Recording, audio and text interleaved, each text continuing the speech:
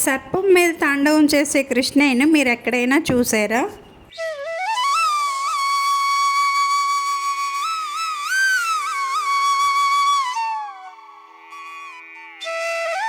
ఈ స్వామిని దర్శించుకొని సొంతిల్లు కావాలని కోరుకునే వాళ్ళకి సంవత్సరం తిరిగే లోపలే వాళ్ళ కోరిక నెరవేరుతుందట. ఈ క్షేత్రాన్ని దర్శించుకున్న వాళ్ళకి నాగదోష నివారణ జరిగి సంతాన ప్రాప్తి కలుగుతుందట. అంశ అంటే వెదురు, దార అంటే నీరు. అందుకగిరి అంటే ఒక తెల్లని కొండ అని అర్థం. కాలిహుండం అని అంటున్నారు, కానీ పూర్వం దీనికి అందరికీ నమస్కారం అండి. యాత్రా విశేషాలకు స్వాగతము. ఈరోజు మేము కాళీమర్దన వేణుగోపాల స్వామిని దర్శించుకోవడానికి సాలిహుండం వచ్చామండి. ఈ ఆలయం ఎక్కడ ఉంది, ఇక్కడికి ఎలా చేరుకోవాలి, ఆలయ చరిత్ర, స్థల పురాణము అన్ని విషయాలు ఈ వీడియోలో మనం తెలుసుకుందామండి. కాళీమర్దన వేణుగోపాల స్వామి ఆలయము శ్వేతగిరి కొండ మీద ఉన్నదండి. ఇక్కడ వ్యూ చాలా బాగున్నదండి. కలుషితం లేని గాలి, ప్రశాంతమైన వాతావరణము.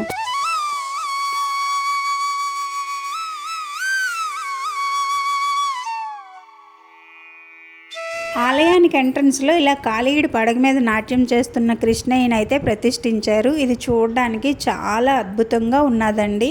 ఇంకా అటుపక్క నుంచి వంశధార నది ఉన్నదండి. అటుపక్క నుంచే మెట్ల మార్గం కూడా ఉన్నది. ఈ చుట్టుపక్కల అంతా పెద్ద మైదానం ఉన్నదండి. ఇదంతా ఇప్పుడు ఇంత ఖాళీగా ఉన్నది కదా. భీష్మ ఏకాదశి రోజు జాతర అవుతుందండి ఇక్కడ. ఆ రోజున స్వామివారిని దర్శించుకోవడానికి కొన్ని లక్షల్లో భక్తులు వస్తారండి. ఈ ప్రదేశం అంతా ఫుల్గా నిండిపోతుంది. పెద్ద జాతర అవుతుందండి. రండి లోపలికి వెళ్ళి స్వామివారిని దర్శించుకొని పూజారి గారిని అడిగి ఇక్కడ స్థల పురాణం తెలుసుకుందాము. ద్వాపర యుగంలో యమునా నదిలో కాళీయుడు అనే ఒక పెద్ద విషసర్పము నివసించేవాడట.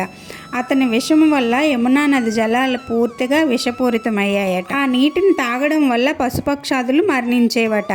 గోకులంలో ప్రజలు తీవ్ర ఇబ్బందులు పడేవారట. కాళీయుడి విషము అంత భయంకరంగా ఉండేదట.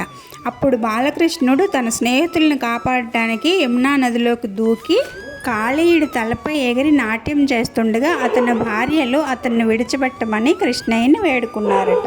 అప్పుడు కృష్ణయ్య కాళీయుడికి క్షమాభిక్ష ప్రసాదించి ఆ ప్రాంతాన్ని విడిచి వెళ్ళమని ఆజ్ఞాపిస్తాడు. ఆ దివ్య లీలలనే కాళీమర్దనము అంటారండి. ఆ స్వామి ఇక్కడ స్వయంభూగా వెలిసాడట. 5వ శతాబ్దం కాలంలో శాలివాహనులు ఈ ఆలయాన్ని నిర్మించారని చెబుతారు. అయితే కాళీమర్దన స్వామి ఆలయాలు చాలా అరుదుగా ఉన్నాయండి. భారతదేశంలో 2 ఆలయాలు ఉన్నాయి. అది ఒకటి కర్ణాటకలోని ఉడుపిలో ఉన్నది, ఇంకొకటి ఇదండి. ఇది ఆంధ్రప్రదేశ్లోని శ్రీకాకుళం జిల్లాలో గార మండలంలోని సాలిహుండం అనే గ్రామంలో ఉన్నదండి. ఆలయ ధ్వజస్తంభానికి ఇరువైపులా ఒకవైపు విఘ్నేశ్వర స్వామి, ఇంకొక వైపు కాళీమర్దన వేణుగోపాల స్వామిని ప్రతిష్ఠించారు. మనం దీపాలు అవి వెలిగించుకొని ఇక్కడే కొబ్బరికాయ కొట్టేసి లోపలికి తీసుకెళ్ళాలండి.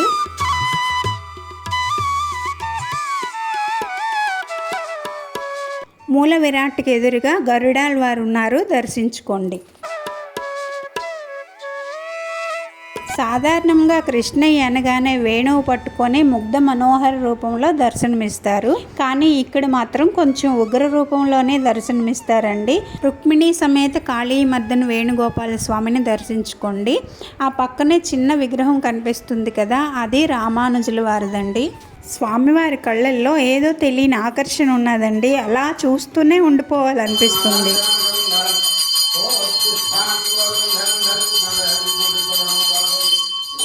ఇక్కడ స్థల పురాణము, ఈ ఆలయ చరిత్ర ఇక్కడ పూజారి గారి ద్వారా తెలుసుకుందాము. చెప్పండి.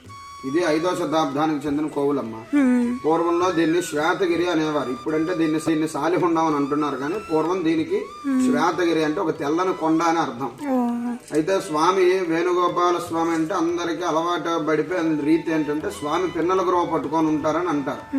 కానీ ఇక్కడ స్వామి వారు కాళీయమర్దన వేణుగోపాల స్వామి అంటే చిన్నతనంలో శ్రీకృష్ణుడు కాళీయుడు అనే రాక్షస సర్పాన్ని మదించి ఇక్కడ స్వయంభూగా వెలిశారు. అయితే ఇది శ్వేత చక్రవర్తుల కాలం నాటి దేవాలయం. అసలు ఈ స్వామి ఇక్కడ వెలవడానికి గల కారణం ఏంటంటే మొదట ఇక్కడ ఈ దేవాలయం ఉండేది కాదు. దీన్ని శ్వేత చక్రవర్తి అనేటువంటి రాజు పరిపాలించేవాడు. ఈ పక్కన వనిత మండలంలో విష్ణుప్రియ అనేటువంటి శ్వేత చక్రవర్తి భార్య ఉండేవారు ఈ వనిత మండలంలో. అయితే ఒక సందర్భంలో ఈ రాణి గారు భీష్మ ఏకాదశి రోజున స్వామివారి వ్రతం ఆచరిస్తుండగా రాజుగారు నేను వస్తున్నానని కబురు పెడితే ఆ వ్రతం భంగం అయిపోతుందన్న భయానికి స్వామివారికి ఆవిడ మొక్కుకుంటే శ్వేత చక్రవర్తి కలలో కనబడి నువ్వు ఇటున్న వంశధార అనేది ఇటు మార్చమన్నాడు. మొదట ఇటున్న వంశధార అనేది ఇటు ఉండేది. ఆ ఇటున్న వంశధార అనేది ఇటు మార్చమంటే స్వామివారి మాట ప్రకారం ఉదయానికే మారుస్తారు, కానీ నీళ్లు తేలేకపోతారు. అప్పుడు మరలా స్వామి ప్రత్యక్షమై స్వామివారి పిన్నల గురువు నుండి నీరును తీసుకొస్తారని. వంశ అంటే వెదురు, ధార అంటే నీరు, అందుకే దానికి వంశధార అని పేరు వచ్చింది. ఆ వంశధార నదిని తీసుకొచ్చిన తర్వాత వాళ్ళిద్దరికి ఎడబాటు ఏర్పడిన తర్వాత మరలా శ్వేత చక్రవర్తి స్వామికి జపం ఆచరిస్తే స్వామి మరలా ప్రత్యక్షమై అప్పుడు శ్వేత చక్రవర్తికి చెప్పాడు, నువ్వు మరి మీ భార్యతో కలిసే యోగ్యత నీకు లేదు, ఇక్కడ నుండి శ్రీకూర్మం వెళ్ళి నువ్వు తపస్సు చేసి అక్కడే అంతం అయిపో అని చెప్తే ఇక్కడ నుండి శ్రీకూర్మం వెళ్ళి అక్కడ తపస్సు ఆచరించి అక్కడ శ్వేత చక్రవర్తి అంతమైపోయాడు. అది మొదలు ఇప్పటి వరకు కూడా దీన్ని శ్వేతగిరి అని అంటారు. ఇక్కడ నుండి శ్రీకూర్మానికి స్వరంగ మార్గం ఉన్నాయి. ఇప్పుడు ఈ శివాలయం ఉంది కదా డౌన్ లో, మీరు శివాలయం డౌన్ లో ఇక్కడ నుంచి శ్రీకూర్మానికి స్వరంగ మార్గం ఉన్నది. ప్రతి సంవత్సరం ఎండాకాలంలో అంటే అక్షయ తృతీయ అయిపోయిన తర్వాత మత్స్యకారులు వస్తారు కరంగపట్నం నుండి. వాళ్ళు ఇక్కడికి వచ్చి ఇక్కడ ఈ జలానికి పూజ చేసుకొని ఈ జలం పట్టుకొని వెళ్ళిన తర్వాతే వాళ్ళు వేటకు వెళ్తారు. అంతవరకు వాళ్ళకు వేటకు నిషిద్ధం. అక్కడ నుండి ఈ స్వామి ఇక్కడ శ్వేత చక్రవర్తి కోరిక మేరకు ఇక్కడ స్వామి స్వయంభూగా కాళీమర్ధన వేణుగోపాల స్వామిగా ఇక్కడ అవతరించారు. ఇక్కడ స్థల పురాణం చాలా బాగా చెప్పారు గురువు గారు, ధన్యవాదాలు. స్వామివారికి నిత్య పూజలు, ప్రత్యేకమైన పర్వదినాల్లో అభిషేకాలు వంటివి నిర్వహించాలనుకున్నా, లేదంటే ఈ టెంపుల్ డెవలప్మెంట్ కోసము ఏదైనా ఫండ్ ఇవ్వాలనుకున్నా కూడా ఈ పూజారి గారిని సంప్రదించండి. ఆయన ఒకవేళ కాంటాక్ట్ అవ్వడం కుదరకపోతే నా వీడియో కామెంట్ బాక్స్ లో కామెంట్ చేయండి, నేనైనా ఆయన నంబర్ ఇస్తాను. వీళ్ళిద్దరూ మా హస్బెండ్ వాళ్ళ మేనమామలండి. మేము ఇలా సాలిహుండం వెళ్తున్నామంటే మేము కూడా వస్తామని మాతో బయలుదేరారు. భీష్మ ఏకాదశి నాడు ఇక్కడ జరిగే జాతరకి వీళ్ళు చిన్నప్పటి నుంచి వస్తున్నారటండి. వాళ్ళ అనుభవాలన్నీ నాతో చెప్తున్నారు. ఆ జాతరని కొండ మీద యాత్ర అంటారట. ఈ చిన్నాన్న అయితే ఇప్పటికీ కూడా ప్రతి సంవత్సరము వస్తారండి.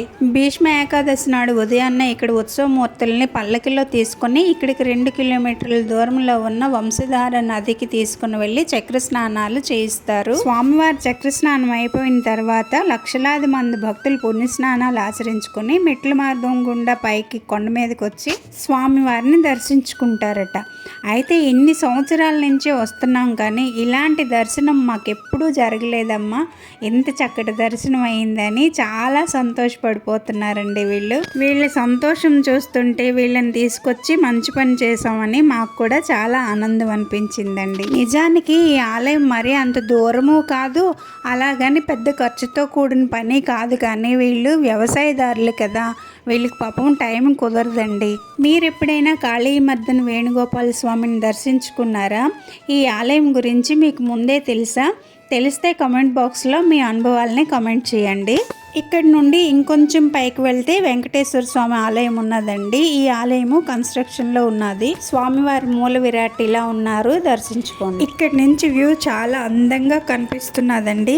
అదిగో ఆ దూరంగా కనిపిస్తుంది కదా, అదే వంశధార నదండి. ఇప్పుడు కిందకి వెళ్ళి వీర వసంతేశ్వర స్వామిని, రాజరాజేశ్వరి అమ్మవారిని దర్శించుకుందాం. శివకేశవులకి భేదం లేదని, ఎక్కడ శ్రీహరి ఉంటే అక్కడ శివుడు ఉంటాడని చెప్పడానికి నిదర్శనమే ఈ శివాలయం అండి. శ్రీ వీర వసంతేశ్వర స్వయంభూ శివలింగం అండి. ఇది 300 సంవత్సరాల కాలం నాటిదట.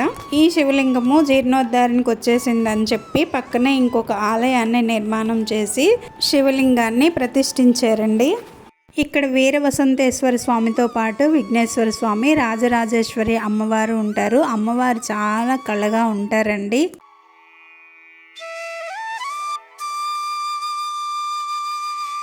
ఇంతే కాకుండా ఈ ప్రదేశంలో ఇంకా బోల్డ్ అన్ని ఉపాలయాలు కూడా ఉన్నాయండి. శ్రీ అయ్యప్ప స్వామి వారు, అభయాంజనేయ స్వామి, దత్తాత్రేయ స్వామి, లక్ష్మీ నరసింహస్వామి, సుబ్రహ్మణ్యేశ్వర స్వామి, నవగ్రహాల ఆలయము, అన్ని విగ్రహాలు కూడా చాలా అందంగా ఉన్నాయండి.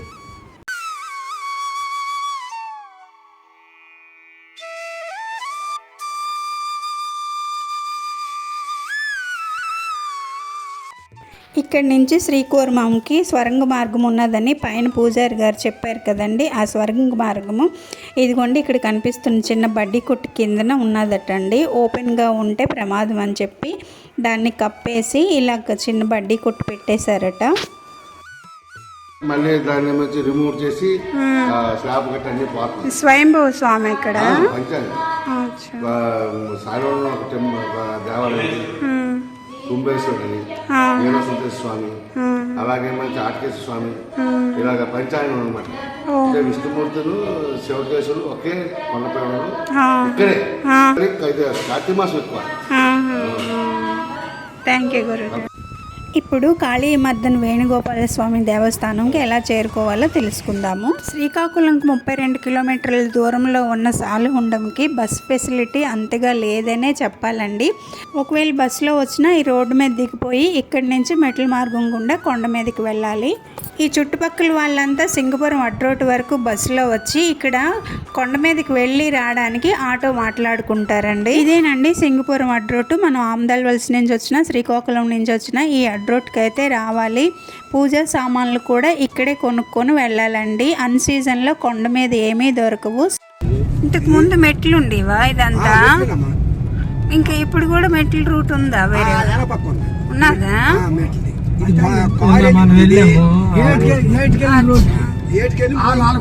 వరుసలు ఉన్నాయి మేరకు ఎక్కడికి, 3 లైన్లు ఉన్నాయి ఎక్కడికి. అదే అన్నాను కదా, కానీ ఆవిడ కష్టం ఉండదు. మెట్లే కింద కాదు, దేవుడికి వెళ్తే మెట్లే. ఎర్రచందన్ కూడా వచ్చేవాడండి యాత్రకి. ఎప్పుడో కానీ 10 సార్లు వస్తారు కదా. అవును, నువ్వు వస్తావు. నీ పేరు వేణుగోపాల్. వింటున్నారు కదా, స్వామివారిని దర్శించుకోవడానికి మెట్ల మార్గం గుండానే వెళ్ళేవారండి. మెట్ల మార్గము మరీ దూరం ఏమీ కాదండి, 2 కిలోమీటర్ల దూరమే. అలాగే మెట్లు కూడా చాలా ఈజీగా ఉంటాయి. అండ్ ఎక్కడానికి దిగడానికి వేరే వేరే రూట్లు ఉన్నాయటండి. ఒక 7-8 ఏళ్ల క్రితమే ఈ రోడ్డు మార్గం వేశారండి. ఇది నేరుగా స్వామివారి ఆలయం వరకు వెళ్ళిపోతుంది. అయితే చాలా మందికి ఈ రోడ్డు మార్గం తెలియకపోవడం వల్ల ఇక్కడికి భక్తులు చాలా తక్కువగా వస్తున్నారు. ఇలా రూట్ అంతా చాలా ఆహ్లాదకరంగా ఉన్నదండి. ప్రతి మలుపులోనూ కూడా ఏదో ఒక దేవతామూర్తిని ప్రతిష్ఠించారు. సుబ్రహ్మణ్యేశ్వర స్వామి, ఆంజనేయ స్వామి, వెంకటేశ్వర స్వామి, దుర్గమ్మ. ఇలా కొంత దూరం రాగానే ఇందాక మనం చెప్పుకున్న వీర వసంతేశ్వర స్వామి ఆలయం వస్తుందండి. అయితే ముందుగా కాళీమర్దన్ వేణుగోపాల స్వామిని దర్శించుకోవడమే ఇక్కడ ఆనవాయితీ అండి. అక్కడి నుంచి రిటర్న్ లో వచ్చినప్పుడు ఈ స్వామిని దర్శించుకుంటారు. మరి వీడియో మీకు నచ్చిందా? నచ్చితే లైక్ చేసి హైప్ ఇచ్చి మీ ఫ్రెండ్స్కి చుట్టాలకి షేర్ చేయండి. శ్రీకాకుళం జిల్లాలో ఉన్న పుణ్యక్షేత్రాలన్నీ కూడా స్థల పురాణాలతో పాటు వీడియోలు చేసి పెట్టానండి. నా ఛానల్ని కనుక సబ్స్క్రైబ్ చేసుకుంటే ఆ వీడియోస్ అన్నీ మీకు కనిపిస్తాయి. ఇవే కాదండి, కాశీ, అరుణాచలము, సింహాచలం, ఈ క్షేత్రాలన్నీ కూడా స్థల పురాణంతో పాటు వీడియోస్ చేసి పెట్టాను. ఒక్కసారి నా ఛానల్ని విజిట్ చేయండి. శ్రీకాకుళంలో ఉన్న పుణ్యక్షేత్రాలన్నీ కూడా ఒకే రోజులో దర్శించుకోవడానికి ఎలా ప్లాన్ చేసుకోవాలి అనే వీడియో రాబోతుందండి. తప్పకుండా లైక్ చేసి హైప్ ఇచ్చి కమెంట్ బాక్స్లో కమెంట్ పెట్టండి. ఇలాంటి వీడియోస్ కోసం నా ఛానల్ని సబ్స్క్రైబ్ చేసుకోవడం మర్చిపోకండి. ఈ సాలిహుండం కొండకి ఒక్కసారైనా వచ్చి తీరాలండి. ఇక్కడ వాతావరణం చాలా బాగున్నది. ఓకే అండి, thank you for watching. See the next video. Bye అండి.